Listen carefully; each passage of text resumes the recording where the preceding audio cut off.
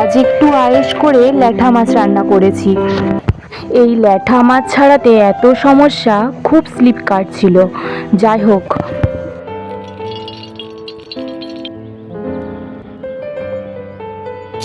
কোনোভাবে মাছটা ছাড়িয়েছি। মা সকালবেলায় নুন দিয়ে রেখেছিল। আজকের মাছটা একদমই চটজলদি করে নেওয়া হয়েছে, একদমই বেশি কিছুই দেওয়া হয়নি। মাছগুলোকে নুন হলুদ দিয়ে মাখিয়ে রেখে গরম তেলে খুব ভালোভাবে ভেজে নিয়েছি।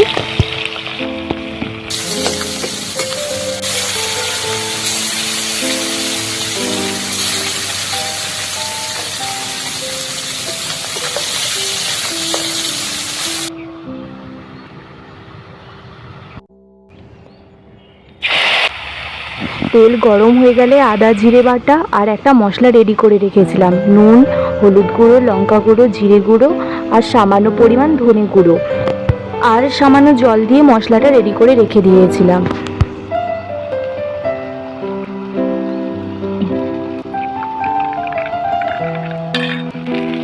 আদা জিরে বাটার সাথে তারপরে রেডি করে রাখা মশলাটা দিয়ে দিলাম। আর খুব মশলাটা অল্প কষিয়েই জল দিয়ে দিয়েছি। আর তারপর ভেজে রাখা সমস্ত মাছগুলো তারপর দিয়ে দিলাম। পরিমাণ মতো জল দিয়ে দিলাম ঝোলের জন্য, আর একটু ধনেপাতা কুচি ছড়িয়ে দিলাম। খুবই সাদামাটা মাছের ঝোল রান্না হয়েছে আজ, তবে গরম গরম ভাতের সাথে সত্যি দারুণ লাগে।